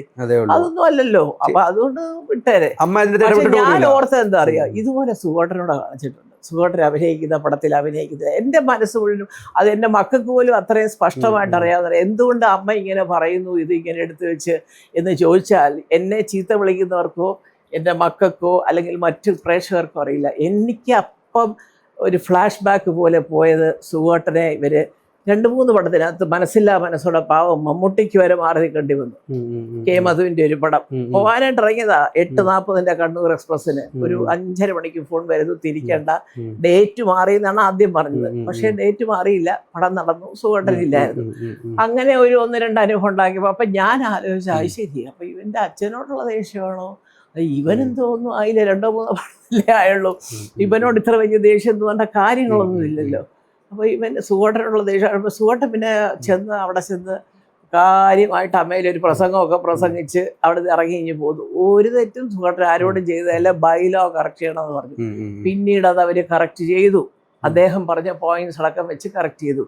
ഇതൊന്നും ഇവിടെ ആർക്കും അറിഞ്ഞുകൂടാ, മനസ്സിലായില്ലേ? അപ്പോൾ അത് അങ്ങനെയൊക്കെ വന്നപ്പോൾ ഞാൻ അവിടെ ഇരുന്നോട്ട് ആലോചിക്കുന്ന മുഴുവൻ ഇതെന്താ കഥ, ഇത് അച്ഛനോടുള്ള ദേഷ്യം. അപ്പോൾ അതിനിടയ്ക്ക് ഒരു നടിയും ഒരു നടനും പറഞ്ഞു അച്ഛന് വലിയ അഹങ്കാരിയായിരുന്നു, പക്ഷെ ആ അഹങ്കാരം മോന് വേണ്ടാന്ന്. അതാണ് എനിക്ക് ഏറ്റവും വലിയ പറഞ്ഞ ഒരു നടി എന്ന് പറഞ്ഞാൽ ഈ അടുത്ത കാലത്ത് ഇപ്പോൾ BJP-യിലൊക്കെ ചേർന്നതൊക്കെ പറയുന്നുണ്ട്, എനിക്കറിയാൻ വയ്യ. അവരാര് എൻ്റെ സുഗോട്ടനെ പറയല്ല, ഊർമിള ഉണ്ണി, ഞാൻ ആരുടെ പേര് പറയുന്നത് അറിയാൻ വയ്യ, എനിക്ക് അറിഞ്ഞൂടാ. പറഞ്ഞ പ്രസംഗിച്ച 2 പേര് മൈക്കിലൂടെ പറഞ്ഞൊരു വാചകമുണ്ട്, അച്ഛൻ വലിയ ഇതായിരുന്നു എന്ന് പറഞ്ഞിട്ട് മകൻ കാണിക്കേണ്ടത്. എനിക്ക് സുഗോട്ടനെ വല്ലതും പറഞ്ഞാൽ ഞാൻ ഇനിയും അതെ ഞാൻ ചാവുന്നോളം ചിലപ്പോൾ ഞാൻ വല്ലതും പറയുന്നതായിരിക്കും എന്ന് പറഞ്ഞതിൻ്റെ തൊട്ടാ. അപ്പം അതെനിക്ക് ഒട്ടും ഇഷ്ടപ്പെടില്ല ആ വാചകം. ഞാനത് എൻ്റെ മക്കളോട് ഞാൻ പിന്നെ പറയും, അടുത്ത കാലത്ത് പറഞ്ഞു, ഞാൻ പറഞ്ഞു എനിക്ക് അമ്മയ്ക്ക് ജീവിതത്തിൽ മറക്കാനൊക്കാത്ത ഒരു കാര്യമുള്ളൂ, ഇങ്ങനെ ഒരു വാചകം രണ്ടുപേരും അവിടെ പറയും, ഇവർ രണ്ടുപേരുമാണ്. അപ്പോൾ അത് എൻ്റെ മക്കൾ ഞാൻ ചത്താലും മറക്കരുത് എന്ന് പറഞ്ഞിട്ടുണ്ട്. നിങ്ങൾ എൻ്റെ മക്കളെ കാണുമ്പോൾ ചോദിച്ചോ അതെന്താ, അല്ലെ അവർക്ക് എന്ത് അർഹതയുള്ളത്? അവരാരെയോ സോപ്പിടാൻ കയറി പറഞ്ഞതല്ലാതെ ഹൂ ഈസ് ദിസ്, അത് ആരാ? അവരത്ര വലിയ റിനൗണ്ട് അല്ല, അത് മാത്രമല്ല അവരത്ര വലിയ റിനൗണ്ട് ആർട്ടിസ്റ്റുകളൊന്നും മലയാളത്തിലായിട്ടില്ല. മലയാള സിനിമ ഇൻഡസ്ട്രിയിൽ പിന്നീട് കേട്ടതൊക്കെ ഓരോരോ ചീത്ത കാര്യങ്ങളല്ലാതെ അവരെക്കുറിച്ച് ഒരുപാട് നന്മകളൊന്നും ആരും പറഞ്ഞു കേട്ടിട്ടില്ല. അവിടെ പോയത് ഇവിടെ പോയത് അതിൻ്റെ കാര്യം ഇതിൻ്റെ കാര്യമൊക്കെ. അപ്പോൾ ഇവരൊക്കെ വന്നിട്ട് എൻ്റെ സുഖേട്ടനെ പറയേ, അവർക്ക് പല പറയാനുണ്ട്. രാജുവിനെ പറഞ്ഞിട്ടുണ്ട്, അത് അവൻ മറുപടി പറഞ്ഞോളൂ. പക്ഷെ ഞാൻ അദ്ദേഹം മരിച്ചുപോയതെന്നുള്ള കൂടെ ആലോചിക്കണമായിരുന്നു. അദ്ദേഹത്തെ ഇല്ലാത്തൊരു സമയത്ത് അദ്ദേഹത്തിനെ പരാമർശിച്ചുകൊണ്ട് എൻ്റെ മോൻ്റെ നേരെ അറ്റാക്ക് ഏത് മഹതിയല്ല മഹാനായാലും ഞാനത് പറയും. അതെല്ലാ പാർട്ടികളോടും, അത് സംഖ്യയായാലും കമ്മിയായാലും കൊങ്കിയായാലും എനിക്ക് പറയാം. അത് പറയണ്ട, സുഖേട്ടനെ വിട്ടേക്കണം എല്ലാവരും. സുഖേട്ടൻ എന്ന് പറയുന്ന വ്യക്തി ജീവിച്ചിരുന്ന പറഞ്ഞെങ്കിൽ ഞാൻ സമ്മതിച്ചു കൊടുക്കായിരുന്നു. മിണ്ടിയിട്ടില്ലല്ലോ എന്നാരും. അപ്പം അത് വേണ്ട. അതിനി അത് കഴിഞ്ഞ് അവരിനി എത്ര വലിയ സുന്ദരി കോതയോ കോടീശ്വരനോ ഒക്കെ ആയാലും എനിക്ക് എൻ്റെ ഭർത്താവ് മരിച്ചതിന് ശേഷം ഇങ്ങനെ പറഞ്ഞ ഒരു സ്ത്രീ എന്നുള്ളതെല്ലാം അപ്പുറത്തേക്ക് എനിക്ക് കാണാനൊക്കത്തില്ല. അത്രേ ഉള്ളൂ. അത് എൻ്റെ ചീത്ത സ്വഭാവമായിരിക്കും, പക്ഷേ എൻ്റെ ഒരു വാശിയാണ്. എനിക്ക് ജീവിതം തന്ന ആളാണ് സുഖേട്ടൻ. ആ സുഖേട്ടൻ മരിച്ചു കഴിഞ്ഞപ്പോൾ ആ സുഖേട്ടൻ്റെ മോനെ പറയാനായിട്ട് ഇത് ആരെ ഇതൊക്കെ, അത് ഹൂ ഇഷീന്നോ ഹൂ ഇസീന്നോ ഒക്കെ എനിക്ക് ചോദിക്കാം. ഒന്നുമല്ലാത്ത കുറേ പേര് ആരാണ്ടെ സൂചിപ്പിക്കാൻ കയറി മൈക്കെടുത്ത് വെച്ച് പറയും. ഇന്നും ആ പരിപാടി വെച്ചോണ്ടിരിക്കുന്നവരവരൊക്കെ ആരെ സൂചിപ്പിച്ചാലാണ് എന്തെങ്കിലും നമുക്ക് പ്രയോജനമുള്ളതെന്ന് വെച്ചാൽ അങ്ങനെ ഒന്നും ജീവിക്കാൻ മല്ലിക സുകുമാരനെ കിട്ടത്തില്ല. എൻ്റെ കൂടെ ഒരു വാലുണ്ട് സുകുമാരൻ, അതിനാണ് എനിക്ക് ഏറ്റവും വില. അല്ലാതെ ഞാൻ ഇന്നാരുടെ അമ്മയാണെന്നോ അമ്മൂമ്മയാണെന്നോ അമ്മായിയമ്മയാണെന്നോ, എനിക്ക് ആ ജീവിതം തന്ന മനുഷ്യൻ്റെ പേരാണ് എൻ്റെ പേരിലുള്ള മല്ലിക സുകുമാരൻ. ആ സുകുമാരനെ ഇനി ആരും തൊട്ട് കളിക്കണ്ട. അദ്ദേഹം മുകളിലിരുന്നെല്ലാം കാണുന്നുണ്ട്. അതുകൊണ്ട് എൻ്റെ മകന് പറയാനുള്ളത്, അവന് പറയാൻ എന്നെക്കാട്ടി കഴിവുള്ളവരെ എൻ്റെ മക്കൾ, അവർ പറഞ്ഞോളും. അവർ ഒന്നും ദൈവം സമ്മതിക്കുകയില്ല. അവർക്ക് ഈ ഭൂമിയിൽ എന്തെങ്കിലും ഒരു അദൃശ്യ ശക്തി, അത് ഏത് രൂപമോ ആകട്ടെ, കൃഷ്ണനാവാം, കർത്താവ് തമ്പുരാനാവാം, അള്ളാഹു ആവാം, ആരും ആവട്ടെ, അങ്ങനൊരു ശക്തിയിൽ ഏതെങ്കിലുമൊക്കെ ആൾക്കാർ വിശ്വസിക്കുന്നുണ്ടെങ്കിൽ തീർച്ചയായിട്ടും എൻ്റെ മക്കളെ ഇതൊന്നും ബാധിക്കാൻ പോകുന്നില്ല. അത് ഞാൻ എഴുതി വെച്ച് തരാം. ഇപ്പോഴും ചേച്ചിക്ക് സുഖേട്ടൻ്റെ കാര്യം പറയുമ്പം തൊണ്ടയിടുകയാണ്. അല്ല, അതാണ് എൻ്റെ ഏറ്റവും വലിയ സങ്കടം. അത് ഞാൻ എല്ലാവരോടും ഞാൻ പറഞ്ഞിട്ടില്ല. ഈ പറഞ്ഞിട്ടുണ്ട് ഇടയ്ക്ക് എവിടെയോ ഇതുപോലെ ഞാൻ മമ്മൂട്ടിയുടെ അടുത്ത് സംസാരിക്കുമ്പം അപ്പോൾ എല്ലാവരും ചോദിക്കും എന്തോന്ന് ചോദിച്ചു. അല്ല, കാരണം ഒരു വിധവയായ ഒരു സ്ത്രീ ഒരു മക്കളെ ചിറകിനിട വെച്ച് കൊണ്ട് സൂക്ഷിച്ച് ചീത്തപ്പേരൊന്നും കേൾപ്പിക്കാതെ വളർത്തി കൊണ്ടുവരിക എന്ന് പറഞ്ഞാൽ അത്ര എളുപ്പമല്ല. തീർച്ചയായിട്ടും. പിന്നെ അതാണ്, അത് ആൺകുട്ടികളാണ്. പെണ്ണാണെ വല്ലവനെ കൂടെ കെട്ടിച്ചു. ഞാൻ ഒരിടത്തും പോയിട്ട് എവിടെയും ചെന്ന് കിടന്ന് ആരോടും പറഞ്ഞ് എന്തെങ്കിലുമൊക്കെ വെച്ച് ഒരു കാര്യസാധ്യത്തിന് ഞാൻ പോയിട്ടില്ല. ഞാൻ അമ്പലങ്ങളിലുള്ള ദൈവങ്ങളെ വിശ്വസിക്കുന്ന ആളാണ്. മനുഷ്യ ദൈവങ്ങളിൽ എനിക്ക് വിശ്വാസമില്ല. പക്ഷേ എനിക്ക് ഒരാൾ എന്നോട് വിശ്വാസം കൂടുതൽ തോന്നാൻ കാരണം അമൃതാനന്ദമയ്യ. അത് കാരണം അമ്മ മാജിക് ഒന്നും കാണിക്കാറില്ല, ഈ ആകാശത്തു നിന്നൊന്നും എടുക്കുന്നൊന്നുമില്ല. അമ്മ പ്രാർത്ഥിക്കുമ്പോൾ വേണേ വന്നിരുന്നോ ഇല്ല എഴുന്നേറ്റ് പോടി, ഇതാണ് അമ്മയുടെ മനോഭാവം. അതെനിക്കിഷ്ടമാണ്. ആ പ്രാർത്ഥന കേട്ടോണ്ടി കണ്ണു അടച്ച് കേട്ടോണ്ടിരുന്നാൽ നമ്മൾ പൂജാമുറിയിലിരുന്ന് നാമം ജയിക്കുന്ന ഒരു ഫീലാണ് നമുക്ക് അവിടെ പോയാൽ. അവിടെ ഞാൻ ആകെ പല പ്രാവശ്യം പോയിട്ടുള്ളൂ. അല്ല, ഞാൻ അപ്പം ചോദിക്കുന്നത് സുഖേട്ടൻ ഇപ്പോഴും മിസ് ചെയ്യുന്നുണ്ടല്ലേ? മക്കളുടെ ഇങ്ങനെ വളർച്ചയൊക്കെ ഒന്ന് കണ്ടിരുന്നെങ്കിൽ. എൻ്റെ സുഖേട്ടൻ ഉണ്ടായിരുന്നെങ്കിൽ കൊള്ളാം. ഇപ്പൊ ഏറ്റവും കൂടുതൽ സന്തോഷം പോയി ഒരു കാര്യം പറയണമെന്നൊക്കെ പറയാം അവരോടൊക്കെ. ഒരു മടിയില്ലാത്ത ആളായിരുന്നല്ലേ? അതാണ് രാജു അത്രയും ഇങ്ങനത്തെ കാര്യങ്ങളൊന്നും അവനെ ഒട്ടും മൈൻഡ് ചെയ്യത്തില്ല. അച്ഛൻ്റെ അതേ സ്വഭാവം. അവനെ ആരെന്തായി പോയി ജോലി വെക്കാൻ പറയുമ്പോ മനുഷ്യന്റെ തലയ്ക്ക് മുകളിൽ ജോലി കിടക്കുന്നത് അതൊക്കെ അവർ പറഞ്ഞു. അവനിത്രേ ഉള്ളൂ. ഞാനിരുന്ന് ആലോചിക്കുക എന്തിനാണ് പറഞ്ഞത്. നമുക്ക് വേറെ പണിയൊന്നും ഇല്ലാത്തോണ്ടായിരിക്കും. വീട്ടിൽ ഇരിക്കുന്നവർക്കാണല്ലോ ചിന്തകൾ കൂടുതൽ. അപ്പൊ ഞാനല്ലേക്ക് എന്തിനാണ് ഇങ്ങനെയൊക്കെ പറഞ്ഞത്. പിന്നെ ഞാൻ ഇപ്പം ഇവിടെ ഞാൻ ഈ പറഞ്ഞ പല ആൾക്കാരെയും പോലെ രാവിലെ എവിടെങ്കിലും ഇറങ്ങി ഒന്ന് പോകാം, കൂട്ടുകാരുടെ അടുത്ത് പോകാം, അവിടെ പോകാം, ഇവിടെ പോകാം, അതില്ല. എനിക്ക് ജോലിയില്ലേ? ഞാൻ എൻ്റെ വീട്ടിലിരുന്ന് നല്ല ഒന്നാന്തരമായിട്ട് എവിടെന്നെങ്കിലുമൊക്കെ നേഴ്സുമാർ വരും, ഇച്ചിരി ചൊവ്വയും വെള്ളിയൊക്കെ വരുന്നതൊക്കെ പ്രായമായതിൻ്റെ ദിനചര്യകളാണ്. ഒരെണ്ണ തേച്ച് കുളിച്ചു, അമ്പലങ്ങളിലൊക്കെ ഒന്ന് പോയി, ഇങ്ങനെയൊക്കെ ജീവിതം അങ്ങ് പൊക്കോളും. സന്തോഷപൂർവ്വമായിട്ട് ഇങ്ങനെ പോകാന്നുള്ളതല്ലേ?